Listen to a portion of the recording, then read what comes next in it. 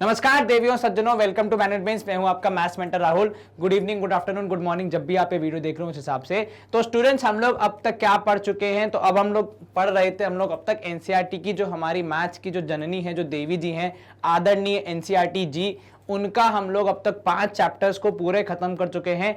6वां chapter हमने start कर दिया था, उसका पहला पड़ाव भी हमने पार कर लिया था, जिसमें हमने सारे कॉन्सेप्ट्स को लर्न किया, ट्रिक्स को समझा, पैटर्न्स को समझा और कुछ ट्राइडीज को सॉल्व करके थोड़ी एक मजबूत बेस बनाया हमने। और उस पूरे ज्ञान को इस्तेमाल करते हुए इस सेशन में हम लोग एक्सरसाइज 6.1 को सारे क्वेश्चंस को सॉल्व करेंगे।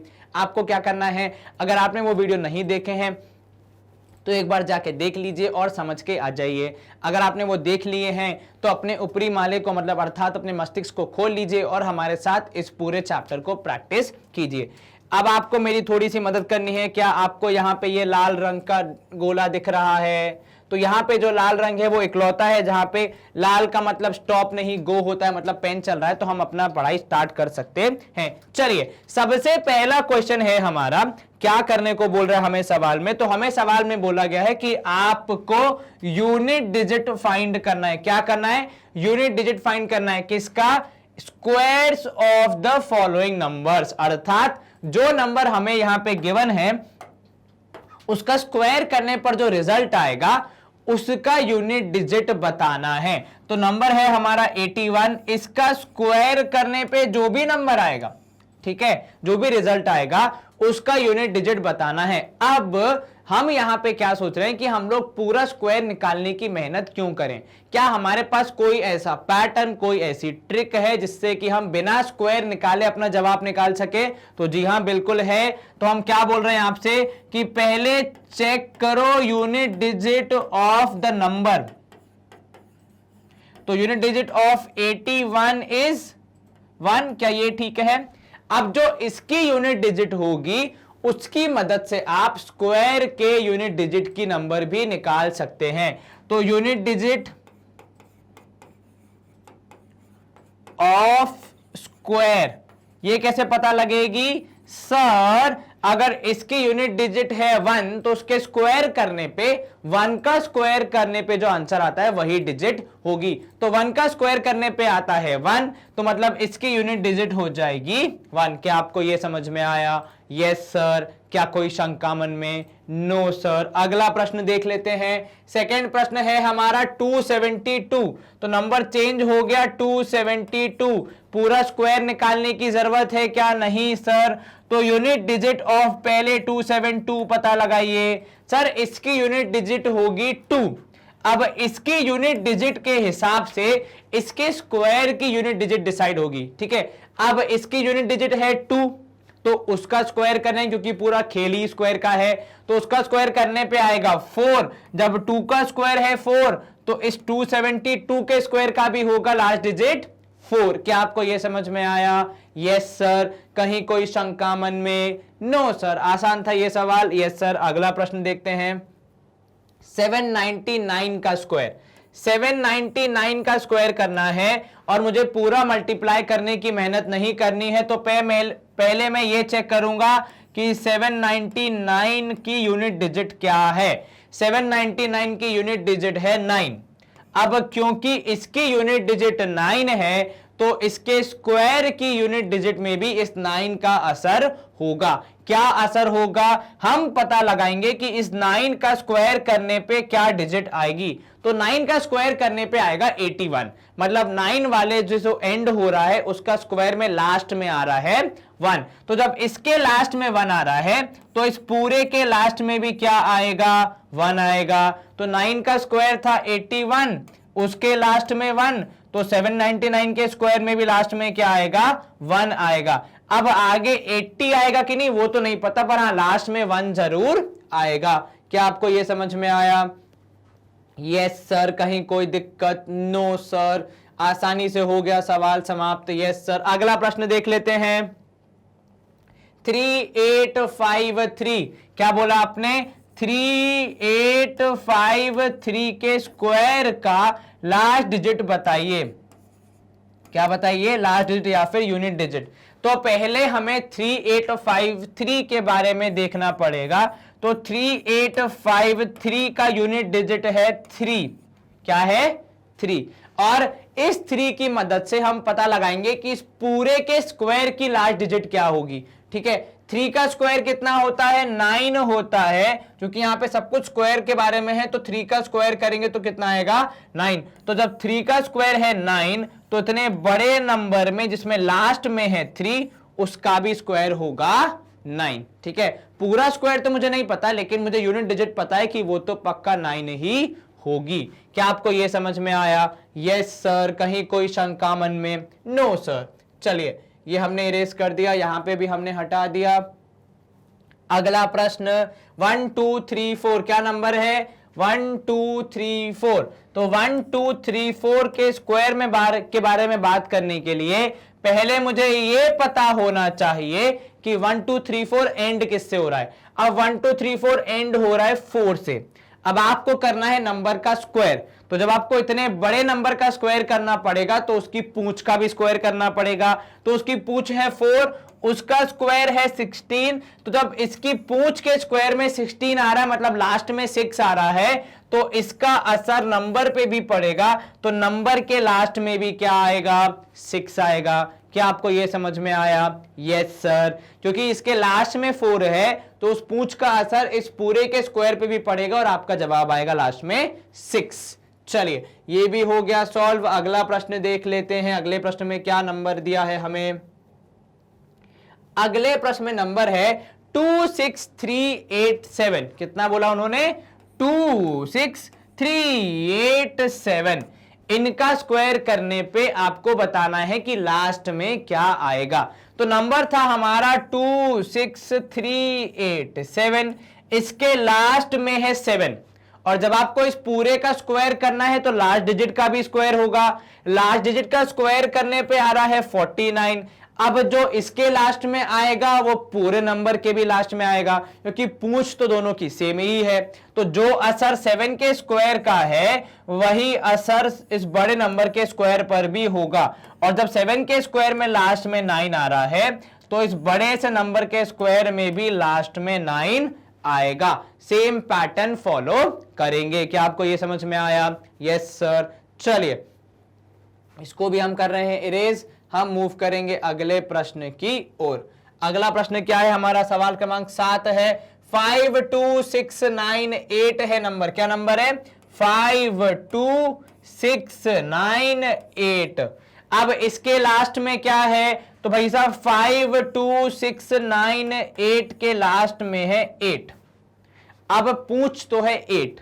ठीक है, तो जो इसके साथ होगा मतलब 64 होगा, तो इसकी पूंछ में क्या है 4 है। ये सेम चीज बड़े नंबर पे भी कैरी होगी, क्योंकि कितना भी बड़ा नंबर हो जाए अपनी पीछे वाली वैल्यू तो सेम ही है ना दोनों की, 8 8, तो असर भी सेम रहेगा। तो जब 8 का स्क्वायर करने पे लास्ट में 4 आ रहा है, तो इस बड़े से नंबर का स्क्वायर करने पे भी लास्ट में 4 ही आएगा। बाकी के आगे के नंबर्स के बारे में हमें पूछा नहीं है, और हमें सिखाया जाता है कि जितना पूछा जाए उतना ही जवाब दें।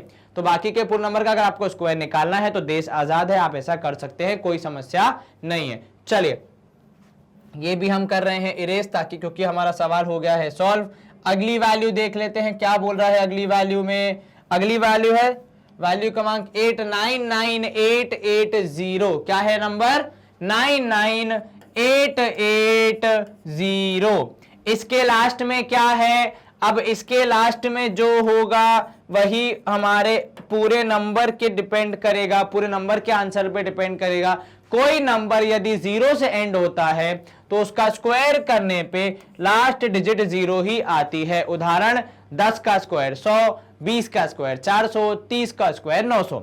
तो लास्ट में 0 है तो स्क्वायर करने पे 0 ही आएगा। अब जब सारे नंबर जो कि लास्ट में 0 वाले हैं उनका स्क्वायर करने पे लास्ट में 0 ही आता है, तो जब इतने बड़े नंबर का स्क्वायर करेंगे तो वो भी सेम पैटर्न ही फॉलो करेगा और इसका लास्ट डिजिट भी क्या होगा? 0 ही होगा। क्या आपको यह समझ में आया? Yes sir. कहीं कोई शंका मन में? No sir. अब 9 है 12796। ठीक है, 12796 का स्क्वायर करने पे, फिर से सवाल क्या था? यूनिट डिजिट पता लगानी है स्क्वायर करने पे। ठीक है, तो चलिए यहां ध्यान दीजिए कि 12796 का स्क्वायर करने पर जो हमारा आंसर आएगा, जो भी रिजल्ट आएगा, ठीक है, उसमें बताना है कि लास्ट डिजिट क्या होगी। तो पहले इसकी जांच कर लें, तो नंबर की यूनिट डिजिट क्या होगी, तो यूनिट डिजिट ऑफ 12796 क्या है सर, लास्ट में है 6, बिल्कुल ठीक। अब ये 6 जो इसकी पूंछ है, स्क्वायर में भी कुछ ना कुछ असर डालेगी, तो यूनिट डिजिट ऑफ स्क्वायर यदि आप लिख रहे हैं तो कितनी होगी देख लेते हैं।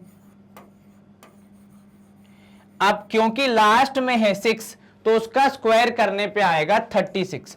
अब जब पूरे नंबर का स्क्वायर होगा तो लास्ट वाले का भी स्क्वायर होगा, तो जो पैटर्न यहां फॉलो हो रहा है वही पैटर्न पूरे नंबर में फॉलो होगा। अर्थात यदि 12796 का आप लास्ट डिजिट पता लगाना चाहें तो आप गारंटी से कह सकते हैं कि वो 6 होगा। और हमने पैटर्न क्या चेक किया है कि नंबर 6 से एंड हो रहा है, तो जो नंबर 6 से एंड हो रहा है उसी का स्क्वायर करने पे जो रिजल्ट आएगा सेम रिजल्ट यहां भी मिलेगा। As far as last digit is concern, जहां तक लास्ट डिजिट की बात है, जो रिजल्ट यहां मिल रहा है 6 के स्क्वायर पे, वही रिजल्ट इस पूरे नंबर के स्क्वायर पे मिलेगा, क्योंकि लास्ट डिजिट सेम ही रहेगी। यही पैटर्न फॉलो होता है। चलिए स्क्रीन क्लियर, क्योंकि हमारे सारे क्वेश्चन लगभग हो गए हैं सॉल्व। एक और हम देख लेते हैं, अगला कुछ है क्या।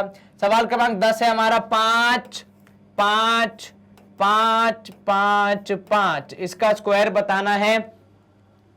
नंबर की यूनिट डिजिट क्या है सर, 5 5 5 5 5 की यूनिट डिजिट है 5, ठीक है। अब कोई नंबर जो 5 से अंत होता है उसका स्क्वायर करने पे अंतिम संख्या 5 ही आती है।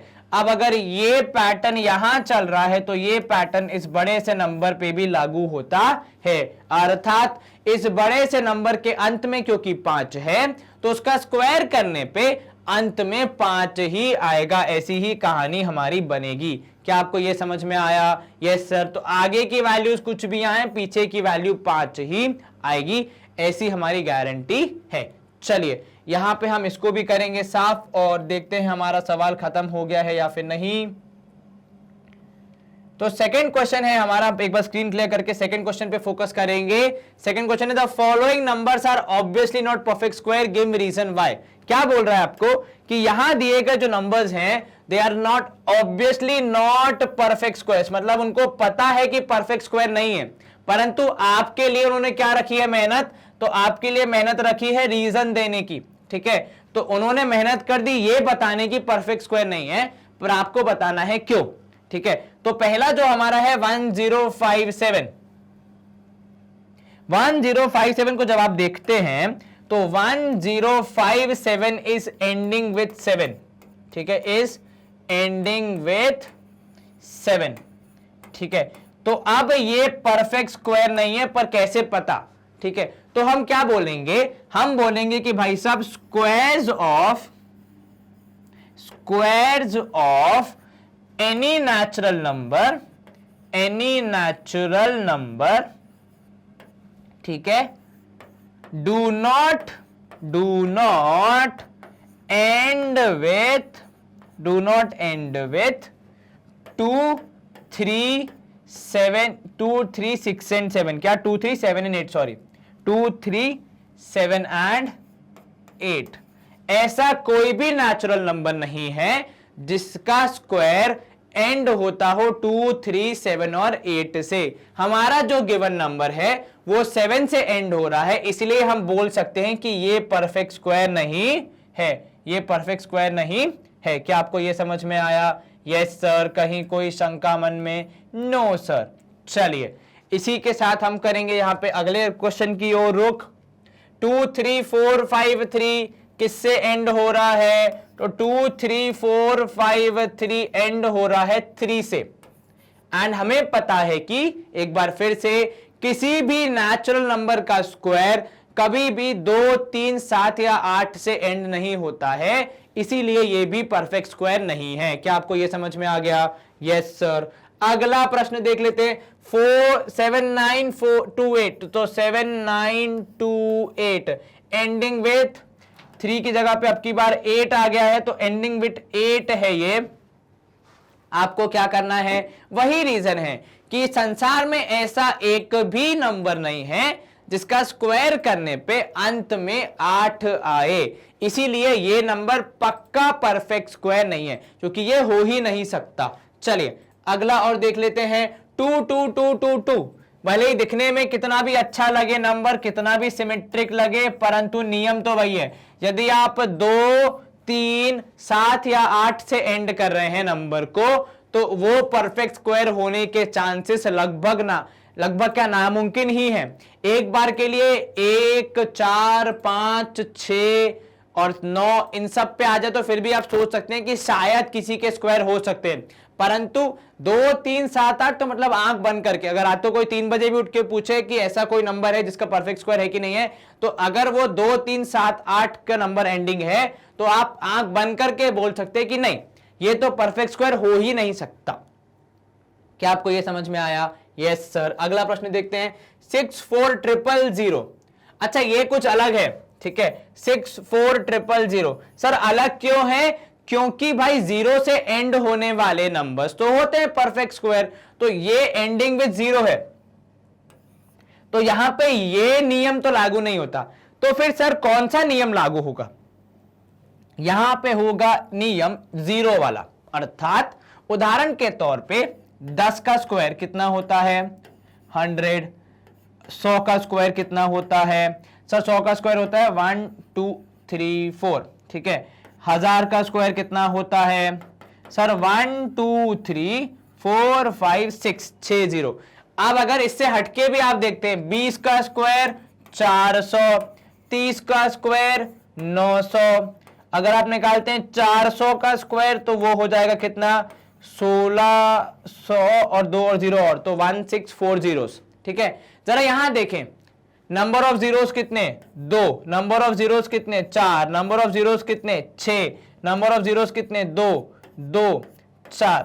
तो जब आप किसी नंबर को स्क्वायर करते और वो नंबर 0 से एंड हो रहा है, तो उसमें हमेशा स्क्वायर करने के बाद जो आपको रिजल्ट मिलेगा वो हमेशा even number of zeros carry करेगा। क्या कैरी करेगा? Even number of zeros. एक बार फिर से, यदि आप किसी नंबर का स्क्वायर कर रहे हैं, ठीक है, और वो नंबर के एंडिंग में 0 है, तो उसका जो स्क्वायर होगा ना, उसमें हमेशा ऐसे इवन नंबर वाले ही नंबर ऑफ जीरोस होंगे। जैसे यहां पे कितने? 2 जीरोस, 4 जीरोस, 6 जीरोस। मतलब यदि किसी नंबर में इवन नंबर ऑफ जीरोस नहीं है तो वो पक्का परफेक्ट स्क्वायर नहीं है। ऐसा एक भी नंबर नहीं है संसार में जो कि 0 पे एंड होता हो और उसका स्क्वायर करने पे आपको ऑड नंबर्स मिले एज नंबर ऑफ जीरोस। जैसे यहां पे कितने हैं?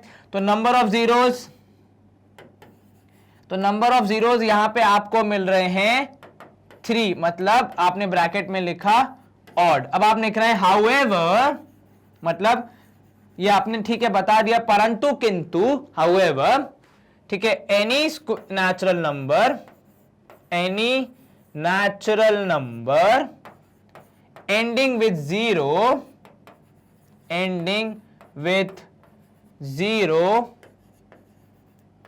would have, क्या होगा उसमें? would have even number of zeros in its square, अर्थात उसके स्क्वायर में इवन नंबर ऑफ जीरोस ही होंगे। क्या बोला मैंने? एक बार फिर से अगर मैं आपको बताऊं तो मेरी कहानी का सार यह है कि किसी भी नेचुरल नंबर का, किसी भी गिनती वाले नंबर का, किसी भी पॉजिटिव नंबर का जब आप स्क्वायर करते हैं, पॉजिटिव से मेरा मतलब है नेचुरल नंबर्स यहां पे, ठीक है, तो किसी भी आप नेचुरल नंबर का स्क्वायर करते हैं तो उसका स्क्वायर करने पर यदि उस नंबर में 0 है तो जो स्क्वायर करने पे आपको जो रिजल्ट मिलेगा उसमें नंबर ऑफ जीरोस हमेशा इवन ही रहेंगे। शायद हिंदी में क्या सम शब्द बोलते हैं, मुझे एग्जैक्टली याद नहीं है, तो ये आप मुझे बताना हिंदी में क्या बोलते हैं, मेरी मेमोरी शार्प हो जाएगी, थोड़ा इंक्रीज हो जाएगा। आई थिंक सम शब्द बोलते हैं, तो उसमें कैसे रहेंगे? इवन नंबर ऑफ जीरोस, मतलब सम, मतलब 2 4 6 8 10 12 ऐसे जीरोस रहेंगे, ऑड नंबर ऑफ जीरोस नहीं होते यहां पे, क्योंकि ऑड नंबर ऑफ जीरोस हैं, इसलिए पक्का ये किसी भी तरीके से परफेक्ट स्क्वायर नहीं है। क्या आपको ये समझ में आया? Yes sir. चलिए यहां पे होती है स्क्रीन क्लियर। अगला प्रश्न देख लेते हैं, 89722। सवाल में अभी भी वही पूछ रहा है, क्या ये परफेक्ट स्क्वायर नहीं है, और आपको रीजन देना है क्यों नहीं है, ठीक है, तो क्या था सवाल आपका 89722 किस पे एंड हो रहा है 2 पे, तो ये एंडिंग विथ है एंडिंग विथ 2, जिसका मतलब है कि क्योंकि हमने पढ़ा है कि किसी भी नंबर के स्क्वायर में कभी भी एंड की डिजिट या लास्ट डिजिट या वंश डिजिट जो भी आप कह रहे हैं वो कभी भी 2, 3, 7 या 8 नहीं हो सकती है, परंतु यहां पे 2 हो रही है, मतलब ये परफेक्ट स्क्वायर नहीं है। वो हमें सवाल में दिया, हमने खाली रीजन पता किया। रीजन क्या था भाई कि 2 से एंड वाले नंबर्स परफेक्ट स्क्वायर नहीं होते। चलिए ये सवाल हो गया सॉल्व। अगला प्रश्न देख लेते हैं, वही अभी भी 22 और 0 0 0, तो 22 और 0 0 0 नंबर ऑफ जीरोस कितने हैं, तो नंबर ऑफ जीरोस हैं 3, मतलब ऑड।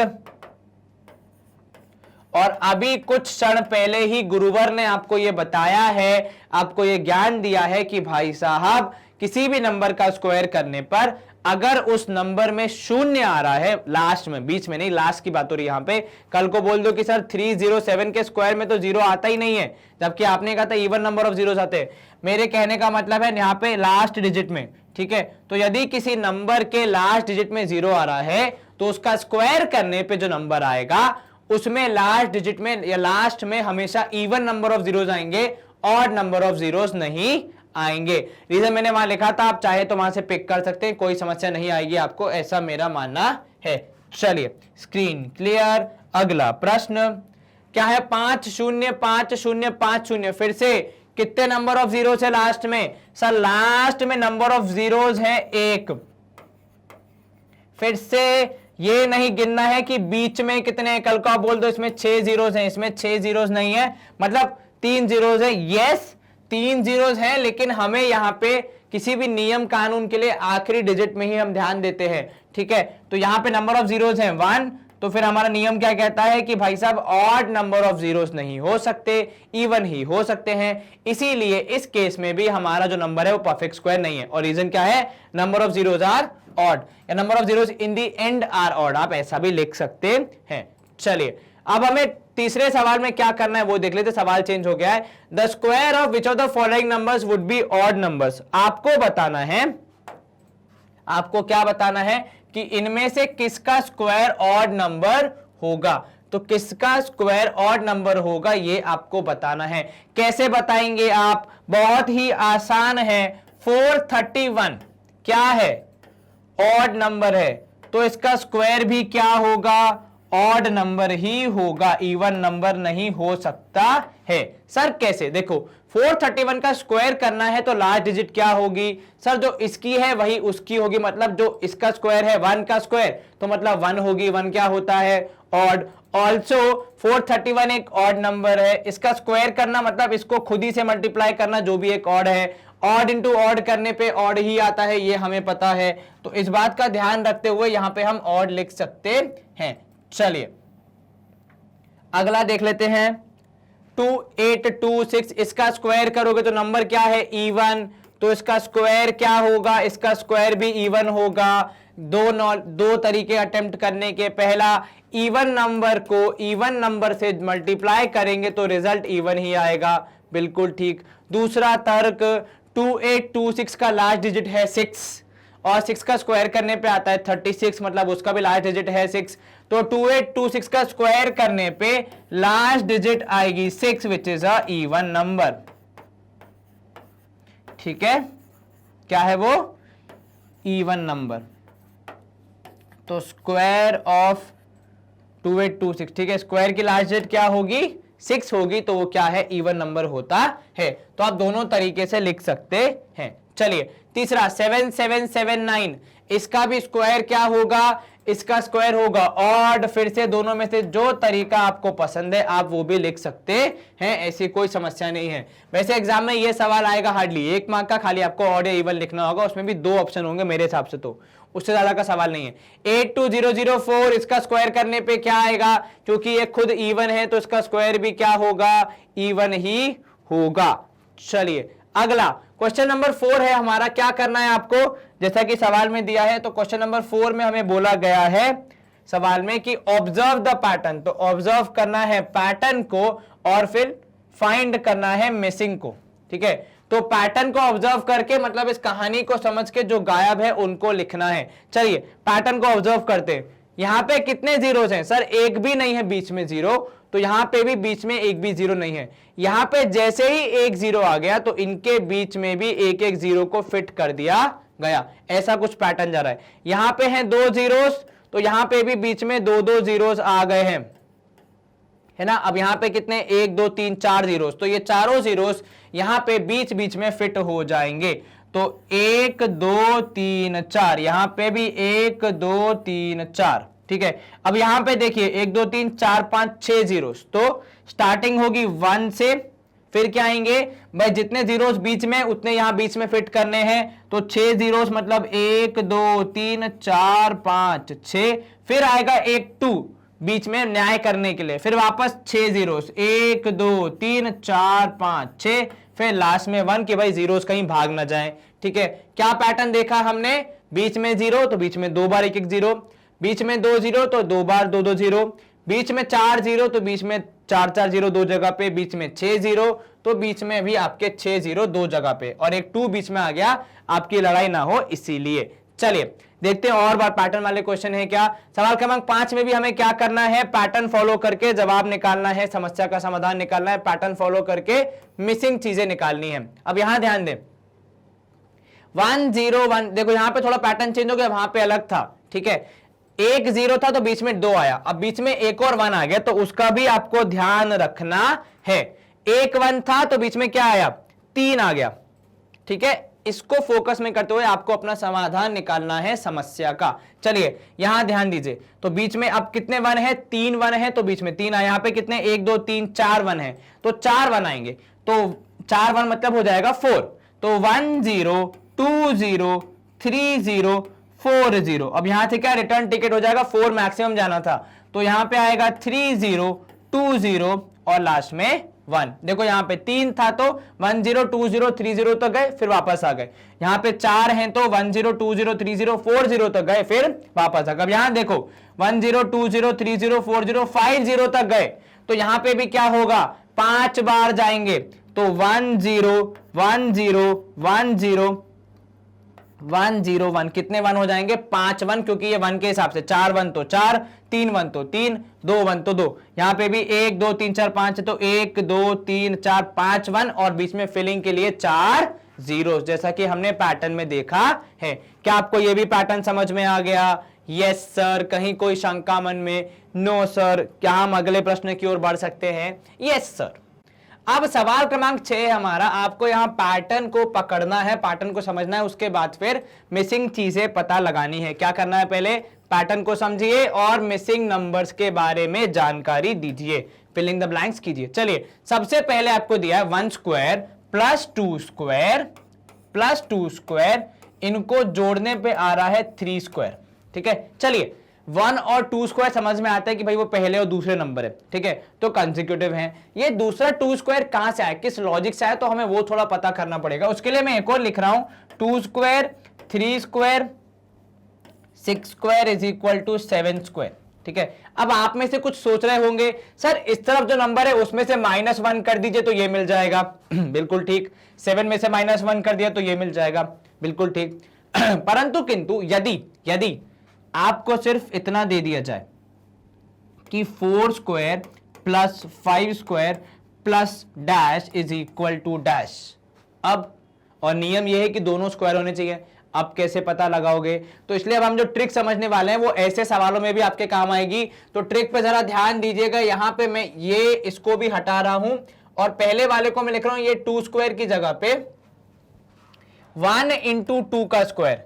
क्या इसमें कोई दिक्कत? नहीं सर, बिल्कुल ठीक है। उसके बाद मैं नेक्स्ट वाले को लिख रहा हूं 2 square plus 3 square plus 2 into 3 का स्क्वायर, क्योंकि यहां पे था 6 और उसको मैंने लिख दिया 2 इंटू 3, सही बात है ना। और ये 2 और 3 कहां से लाया, मैं पहले और दूसरे से लेके आया, और जवाब कितना है 7 स्क्वायर। ऐसे ही अगर आपसे कोई पूछ ले 4 स्क्वायर प्लस 5 स्क्वायर प्लस यहां पे आप लिखोगे 4 इंटू 5 स्क्वायर और यहां पे लिख दोगे 20 प्लस 1 हो जाएगा 21 का स्क्वायर। तो अब मैंने पूरे फ्लो में पैटर्न बना दिया कि एक नंबर उसका अगला नंबर, ठीक है, फिर उन दोनों का मल्टीप्लीकेशन, फिर जो रिजल्ट आया उसमें एडिशन। तो यहां पे देखो पूरा पैटर्न बन गया।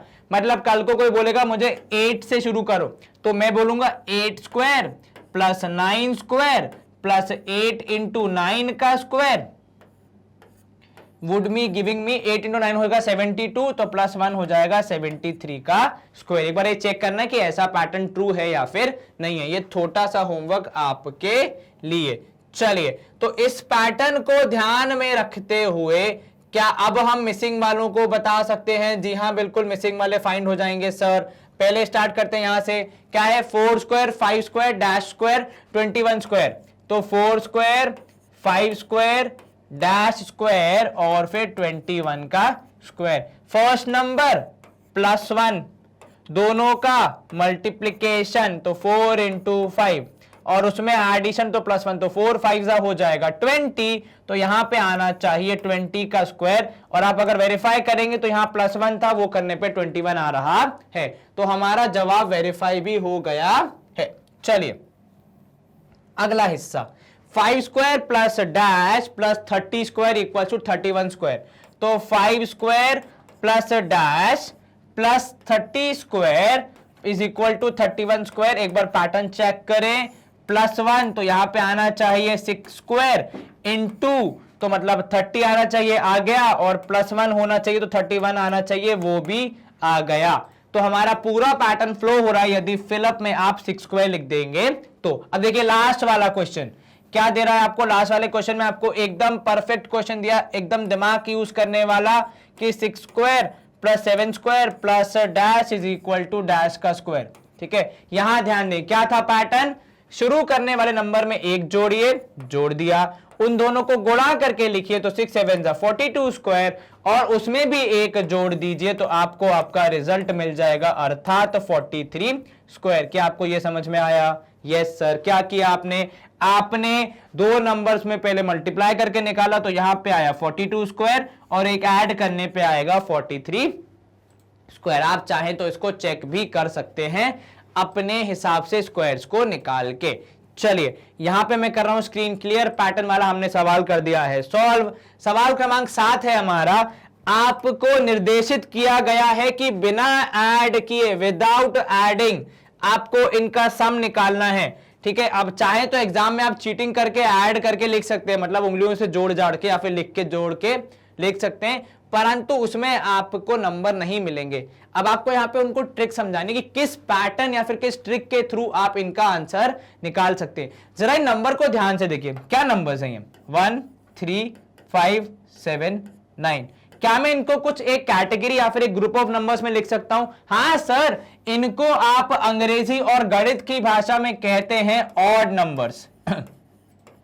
बिल्कुल ठीक। यहां पे क्या हो रहा है? यहां पे ऑड नंबर्स का सम हो रहा है, तो सम ऑफ ऑड नंबर्स। ये कैसे ऑड नंबर्स हैं सर? अच्छे ऑड नंबर्स हैं। अच्छे बुरे नहीं, मतलब कैसे हैं? तो आप इसको अगर सही तरीके से लिखेंगे तो ये है sum of first n odd numbers. तो sum of first n odd numbers हैं ये। देखो क्योंकि शुरू कहां से हो रहे हैं? पहले ऑड नंबर से, 1 3 5 7 9। और sum of first n odd numbers का फॉर्मूला होता है n स्क्वायर। ये हमने ट्रिक में पढ़ा है कि जब आप कुछ सीमित संख्या में ऑड नंबर्स को लेते हैं तो उनको जोड़ने पे जो आपका रिजल्ट आता है, तो जितने ऑड नंबर्स होंगे उतना ही स्क्वायर, उनका उतने नंबर का स्क्वायर करने पे जो आंसर आएगा वो सेम ही होगा। अर्थात 1 3 5 7 9 को ऐड करने पे जो मेरा रिजल्ट आएगा वो आएगा 5 स्क्वायर के बराबर, मतलब 25। क्योंकि कितने ऑड नंबर थे? शुरू के 5। अगर शुरू के 4 होते तो होता 4 स्क्वायर के बराबर, शुरू के 10 होते तो होता 10 स्क्वायर के बराबर। तो मैंने एक्चुअली ऐड नहीं किया, मैंने ये पैटर्न यूज किया। और आपको एग्जाम में यही करना है, एग्जाम में आपको ये लिखना है, तब आपके टीचर्स आपको नंबर देंगे। ऐड करके आंसर नहीं लिखना है कि 25 आएगा और 5 स्क्वायर आएगा। ठीक है, ये स्टेटमेंट लिखोगे, वही आपका टीचर पूछना चाह रहा है। एक बार फिर से, ऑड नंबर्स के केस में एक पैटर्न होता है। क्या होता है वो पैटर्न? कि जब आप पहले कुछ ऑड नंबर्स लेंगे, पहले कुछ मतलब पहले 2, पहले 3, पहले 4, तो जितने भी आपने ऑड नंबर्स लिए, जितनी भी उनकी संख्या है, संख्या मतलब उनकी वैल्यू नहीं, क्वांटिटी यहां पे बात हो रही कि 1 3 5 7 9, कितने लिए आपने? 5 लिए, तो इन पांचों को ऐड करने पर जो रिजल्ट आएगा वो किसके बराबर होगा, वो 5 के स्क्वायर के बराबर होगा। तो जितनी क्वांटिटी उसके स्क्वायर के बराबर। अगर इसमें और पार्ट्स हैं तो अब देखो यहां पे क्या है, 1 3 5 7 9 11 13 15 17 19 काउंट करो, 1 2 3 4 5 6 7 8 9 10 हैं। कितने? सम ऑफ फर्स्ट 10 ऑड नंबर्स होगा 10 स्क्वायर, अर्थात आपका जवाब होना चाहिए 100। क्या आपको यह समझ में आया? जितने ऑड नंबर्स होंगे उतना का स्क्वायर करना पड़ेगा। और एक और चीज, ये अगर आप ऐसे लिख रहे हो कि 3 5 और 7 तीन ऑड नंबर है, इन तीनों को जोड़ने पे 3 स्क्वायर के बराबर, डिफरेंस है, 1 से स्टार्ट हो रहा है, मतलब फर्स्ट है, मतलब पहले वाले से स्टार्ट हो रहा है। बीच में कहीं से शुरू करोगे तो नियम लागू नहीं होता, ठीक है? तो इस बात का आप ध्यान रखें कि बीच में कहीं से शुरू करोगे तो नियम लागू नहीं होता है। चलिए, और भी है हमारे पास सवाल। जी हाँ, बिल्कुल नियम वही है, बस आपको काउंट करना है कितने हैं। देखो कितने, तो 1 2 3 4 5 6 7 8 9 10 11 12, तो 12 ऑड नंबर्स है, तो सम कितना होगा? तो sum of first n odd numbers का फॉर्मूला होता है n स्क्वायर, तो मतलब 12 का स्क्वायर, और 12 का स्क्वायर होता है 144, तो हमारा जवाब होगा 144। क्या आपको यह समझ में आया? Yes sir. कहीं कोई शंका मन में? No sir. तो इसी के साथ हम इसको भी करेंगे, सॉल्व स्क्रीन करेंगे। क्लियर? देखते हैं और कोई सवाल है क्या? नहीं। सवाल क्रमांक 8 आ गया है हमारा। देखते हैं सवाल हमसे क्या पूछ रहा है। एक्सप्रेस 49 एज, क्या बोल रहा है? 49 को एक्सप्रेस करना है, 49 को लिखना है कैसे? As sum of 7 odd numbers, ठीक है? तो आपको 49 को एक्सप्रेस करना है as sum of 7 odd numbers, मतलब 7 ऑड नंबर्स को जोड़ने पर क्या आना चाहिए? 49 आना चाहिए। जो नियम हमने अभी पिछले क्वेश्चन में यूज किया था वही नियम यूज करेंगे। कौन सा? कि भाई sum of first n odd numbers क्या होता है सर? n स्क्वायर, ठीक है, बिल्कुल ठीक। क्या यहां पे 49 किसी का स्क्वायर है? जी हां सर। उसको हमें कैसे एक्सप्रेस करना है? उसे हमें सम ऑफ ऑड नंबर्स के रूप में एक्सप्रेस करना है। तो भाई सम ऑफ ऑड नंबर्स के रूप में यदि एक्सप्रेस करना है 49 को, तो चेक करो क्या वो किसी का स्क्वायर है। सर 49 इज 7 स्क्वायर, तो क्या मैं 49 को फर्स्ट 7 ऑड नंबर्स के स्क्वायर में लिख सकता हूं? बिल्कुल सर, क्योंकि 7 ऑड नंबर्स को जोड़ने पे 7 स्क्वायर के बराबर होगा, जो कि है 49। तो मतलब सम ऑफ फर्स्ट 7 ऑड नंबर्स क्या होगा? सम ऑफ 7 ऑड नंबर्स होगा 7 स्क्वायर। अर्थात फर्स्ट 7 ऑड नंबर्स कौन से हैं? तो 1 3 5 7, फिर से पेन की इंक हो गई है खत्म, पेन की इंक आ गई है। तो 1 3 5 7 9 और 11, देखो गिनो, 1 2 3 4 5 6, और ये आ गया 7वां ऑड नंबर, और ये बराबर होगा किसके? 7 स्क्वायर के, अर्थात 49 के। ठीक है, हमें बोला था सम ऑफ 7 ऑड नंबर्स। क्या ये बोला था कि शुरू के साथ नहीं हो सकते? ऐसा कोई नियम नहीं है। ये सातों के सातों ऑड हैं, यस सर। ये सातों के सातों को जोड़ने पे 7 स्क्वायर के बराबर आ रहा है, यस सर। 7 स्क्वायर 49 के बराबर आता है, यस सर। सवाल में क्या था? 49 को 7 ऑड नंबर्स के रूप में एक्सप्रेस कीजिए। 49 को 7 ऑड नंबर्स के एडिशन के रूप में एक्सप्रेस कर दिया, किसका यूज करके? हमारे ऊपरी माले का। सिंपल। चलिए अगला प्रश्न देख लेते हैं। एक बटन में कैसे? स्क्रीन भी साफ, क्वेश्चन भी चेंज। कुछ इस प्रकार, क्या लिखा आपकी बार? 121 को 11 ऑड नंबर्स के सम के रूप में बताना। अरे बहुत आसान है, मतलब ये सवाल तो हम ऐसे ही कर देंगे। क्या करना है?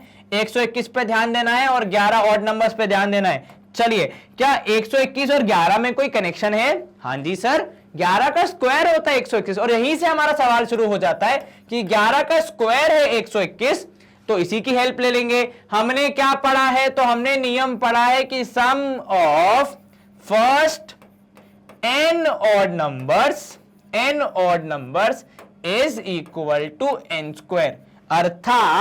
अर्थात अगर मैं इसी पैटर्न को पकड़ूं तो sum of first 11 odd numbers would be कितना?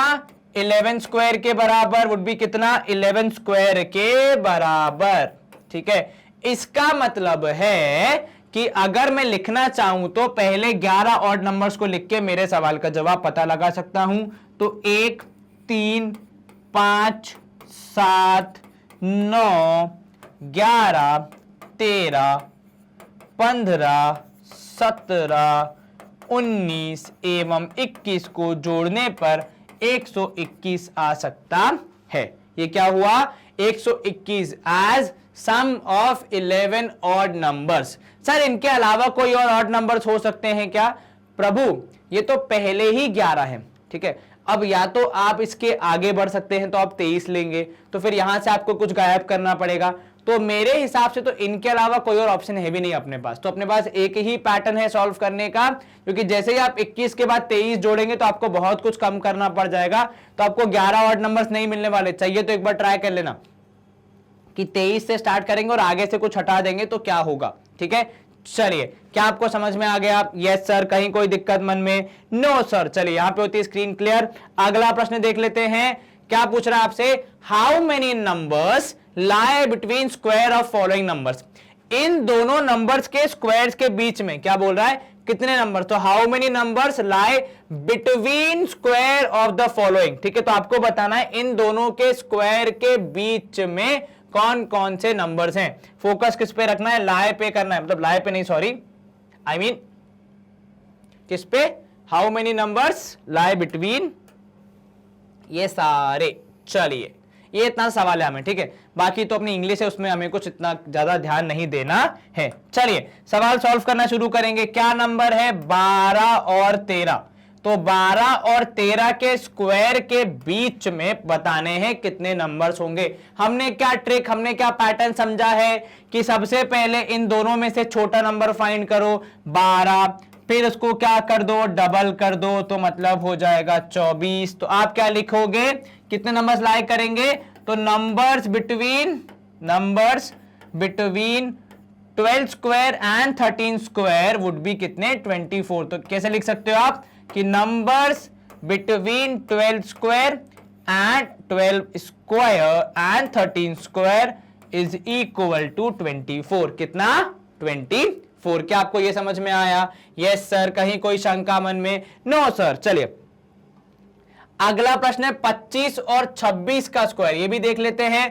तो 25 और 26 के स्क्वायर के बीच में सबसे पहले क्या पता लगाना है? छोटा नंबर कौन सा है? और जितना गणित मुझे आता है 25 छोटा है, उसका क्या कर दोगे? डबल। तो कितना हो जाएगा? 50। तो क्या मैं बोल सकता हूं, क्या मैं बोल सकता हूं कि numbers between 25 square and 26 square, मतलब 25 का square 25 square and 26 square would be equal to 50। आप चाहें तो गिन सकते हैं आपकी जानकारी के लिए। 25 का स्क्वायर होता है 625, 26 का स्क्वायर होता है 676। तो जब घर में फ्री बैठे हो अपनी उंगलियों का कीजिए इस्तेमाल और गिन के पता लगाइए गैप 50 आता है या फिर नहीं। चलिए अगला प्रश्न 99 और 100 है आपकी बार। तो 99 का स्क्वायर और 100 का स्क्वायर इन दोनों के बीच में देखने हैं। छोटा नंबर ढूंढिए 99, उसका डबल कर दीजिए। तो 9 2 जा 18, 9 2 जा 18, तो 198। तो 99 स्क्वायर और 100 स्क्वायर के बीच में आएंगे 198 नंबर्स। अब मैं आपकी मदद के लिए इन दोनों में से एक का स्क्वायर बता रहा हूं, दूसरे का आप निकाल लेना। वो 10 नहीं है, वो 100 है, ठीक है। हाँ तो 100 है। तो अब एक नंबर का स्क्वायर मैं बता रहा हूं, एक का स्क्वायर आप निकाल के देखना गैप आ रहा है कि नहीं। 100 का स्क्वायर होता है 1 2 3 4। चलिए एक मैंने बता दिया। 99 का स्क्वायर अब आप ढूंढिए और बीच का गैप आप ढूंढिए, ठीक है। थोड़ा तो स्मार्टनेस करूंगा ना भाई, टीचर हूं, सब कुछ मैं ही करूं क्या। चलिए यहां पे हम कर रहे हैं स्क्रीन को क्लियर। देखते हैं अगला प्रश्न क्या है हमारा। तो हमारे प्रश्न हो गए हैं खत्म, अर्थात हमारी एक्सरसाइज हो गई है खत्म। लेकिन परंतु किंतु आपके लिए पढ़ने के मौके मैग्नेट ब्रेन्स पे कभी खत्म नहीं होते। मैग्नेट ब्रेन्स की वेबसाइट भी अब आपके लिए फंक्शनल है। तो न सिर्फ यूट्यूब बल्कि आपके लिए एक नया प्लेटफॉर्म है जहां पे आप बहुत सारा कंटेंट इजीली एक्सप्लोर कर सकते हैं, दैट टू फ्री, ठीक है। अब यहां पे आपको क्या मिलता है? तो यहां पे आपको हर एक क्लास के अलग अलग वीडियोस मिल जाते हैं एंड नॉट ओनली क्लास की टेक्स्ट बुक बल्कि आपको एग्जाम्पल्स भी यहां पे इजीली अवेलेबल हो जाती है अलग अलग क्लासेस की, मैथ साइंस दोनों की। बड़ी क्लासेस में फिजिक्स केमिस्ट्री बायो सबकी मिल जाती हैं। आपको खाली क्या करना है, अपनी भी पढ़ाई करनी है, दूसरों को भी बताना है, ताकि सबका पढ़ाई हो सके, सबका साथ सबका विकास हो सके। तो यहाँ पे जब आप क्लासेस के वीडियो देखते हैं तो आपको चैप्टर वाइज वीडियोस मिल जाते हैं, ताकि आप इजीली हर एक चैप्टर को अपने एग्जाम के शेड्यूल के हिसाब से, अपनी तैयारी के हिसाब से प्रैक्टिस कर सके। अब जैसे आप चैप्टर का वीडियो क्लिक करते हैं तो आपको यहाँ पे चैप्टर के अंदर भी बाइफरकेशन मिल जाते हैं, ताकि सवाल जैसा भी हो, मतलब आपका टेस्ट अगर एमसीक्यू है तो एमसीक्यू वाला देख लीजिए, अगर आपका सब्जेक्टिव टेस्ट है तो वो वाले वीडियोस देख लीजिए। तो डिपेंडिंग ऑन योर रिक्वायरमेंट हम अपने वीडियोस को थोड़ा सा डिवाइड भी कर देते हैं। अगर आपको नोट्स चाहिए तो आपको नोट्स भी मिल जाते हैं यहाँ पे, जो कि आपको यूट्यूब पे आसानी से नहीं मिलते। वहां पे बेसिकली सारे वीडियोस होते हैं, और वहां पे डिस्ट्रैक्शंस भी होते हैं, एडवर्टाइजमेंट भी होती है। यहां पे आपको ना एडवर्टाइजमेंट मिलेगी ना डिस्ट्रैक्शन मिलेंगे, आपको सिर्फ पढ़ाई करने के लिए एक स्मूथ प्लेटफॉर्म मिलेगा। ठीक है, and with this we come to the end of a video. इस वीडियो में हमने क्या देखा, तो बेसिकली इस सेशन में हमने एक्सरसाइज 6.1 जो कि हमारे स्क्वायर एंड स्क्वायर रूट्स की पहली एक्सरसाइज है, उस पे फोकस करते हुए हमारी पूरी एक्सरसाइज के सारे क्वेश्चंस को, पैटर्न वाले या फिर लॉजिक यूज करने वाले या फिर कोई ट्रिक यूज करने वाले क्वेश्चंस को सॉल्व किया। इसके बाद हम अगले सेशन में क्या प्रैक्टिस करेंगे, तो हम 6.2 और उसके पहले के जो कॉन्सेप्ट्स हैं उन्हें पढ़ते हुए 6 चैप्टर को आगे बढ़ाएंगे और खत्म करने का प्रयास करेंगे। आपको क्या करना है, पूरी एक्सरसाइज को एक बार खुद से रिपीट करना है, प्रैक्टिस करना है, साथ में इस वीडियो को लाइक करना है, चैनल को सब्सक्राइब करना है और इस वीडियो को शेयर करना है, क्योंकि ज्ञान बांटोगे तो ज्ञान बढ़ेगा। ठीक है, बाकी अपना ख्याल रखिए, अच्छे से पढ़ाई कीजिए। Stay home, stay safe, take care, bye bye, good day.